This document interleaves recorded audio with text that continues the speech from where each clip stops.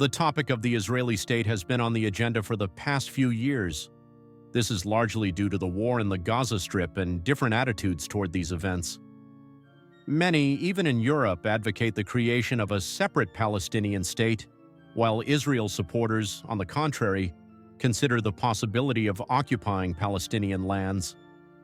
Relations in the region have been turbulent for decades, and in this issue we will discuss whether Israel can still expand and what imperial ambitions it has. The very idea of Zionism originated in the 19th century. This was also the heyday of European nationalism, which also affected Jewish minorities living en masse on the European continent. The basic idea of Zionism was to create a Jewish state on the lands where the ancient kingdoms of Judea and Israel once existed. According to religious covenants, these territories are considered holy, and the city of Jerusalem plays a crucial role in Judaism and Jewish culture in general. That is why a specific territory was considered. Although there were proposals and even attempts to create Jewish states or autonomies elsewhere, most Zionists agreed that a true Jewish state could only appear on the lands of Palestine. Jewish lobbying had already achieved some success in the early 20th century. In 1917, the United Kingdom issued the Balfour Declaration, supporting the idea of creating a Jewish national center in Palestine. Soon this territory came under British rule, and more Jews began to move there.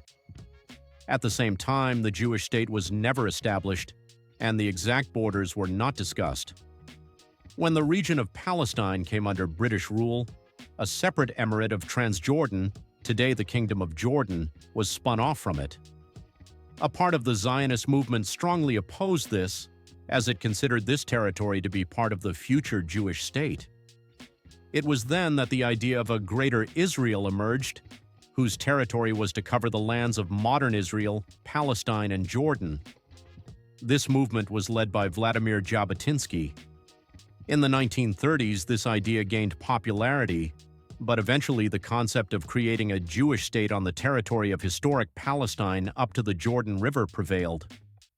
The Jewish state was established in 1948 after the end of World War II. Initially, the problem of the Jewish and Palestinian states was attempted to be solved through the UN. The plan was to divide the territory into two states. The Jews agreed to this, but the Palestinian Arabs opposed it, so the implementation of the project through the UN failed. Israel declared its independence unilaterally, after which the First Arab-Israeli War began. It ended in Israel's victory, and the country gained even more territory than the UN plan had envisioned. Military conflicts between Israel and Arab countries continued for the next decades. Israel reached its territorial peak in 1967, when, as a result of the Six-Day War, it annexed East Jerusalem and the Golan Heights, which are still controlled by Israel, occupied the West Bank and Gaza Strip, previously controlled by Jordan and Egypt respectively, seized the Sinai Peninsula from Egypt. However, Israel did not annex all of these territories. Israel's policy since its creation has been to build a Jewish nation-state. If too many territories with non-Jewish populations were to become part of the country, it would change the demographic balance and effectively destroy Israel as a nation-state. That is why the occupied territories of the Gaza Strip and the West Bank were not annexed. Otherwise, the majority of the population in Israel would be Arabs. Even now, 21% of Israel's population is Arab. These territories remained under occupation for some time, but in fact they brought only costs and problems to Israel. That is why the Sinai Peninsula was transferred to Egypt after the signing of the peace treaty between the countries in 1979. Although Israel gave up territory, it was ultimately the first step toward reconciliation with the major Arab countries. Egypt had long been Israel's main enemy, but in the late 1980s, real talks began about creating an independent Palestinian state. Interestingly, it was Israel that initiated this process. It was assumed that the Palestinian state would be located on the territories of the Gaza Strip and the West Bank.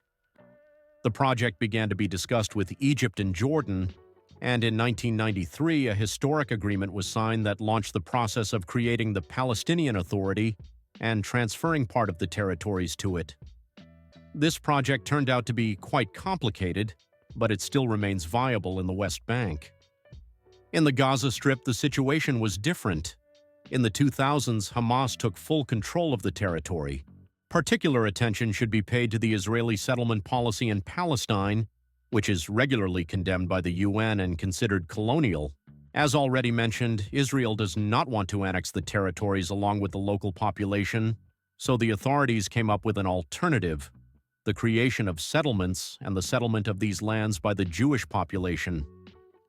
Thus, today, a significant part of the West Bank is actually under the control of Israel, not the Palestinian Authority. Interestingly, this policy was also pursued in the Gaza Strip. However, in 2005, Israel itself decided to completely eliminate its settlements in this territory and transfer it to local control. As practice has shown, this policy has only contributed to the growth of instability, unlike in the West Bank. What about the idea of Greater Israel? This idea is interpreted in different ways.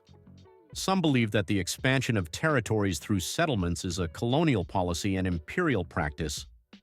The United Nations agrees, condemning such activities every year. The idea of territorial expansion, once promoted by Vladimir Jabotinsky, included the inclusion of modern-day Jordan into Israel. Today, however, this project has practically lost its relevance and is rarely discussed at a high level. At the same time, it is interesting that the current ruling Likud party, headed by Netanyahu, was founded by people from this revisionist movement.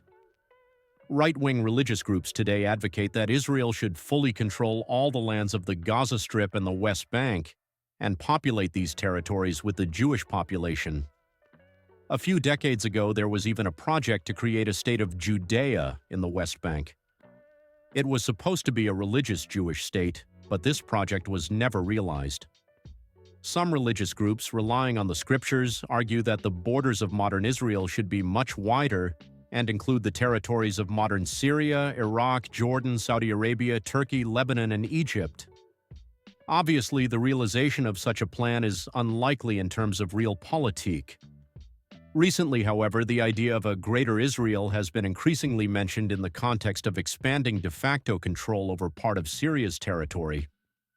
During the change of power in Syria, the Israeli side announced the creation of a buffer zone and took control of several more sections of Syrian territory towards Damascus with impunity. It is likely that in the near future, Israel will continue to expand its zone of influence. To summarize, the idea of a Greater Israel in its original form does not make sense, as Israel avoids annexing lands with non-Jewish populations.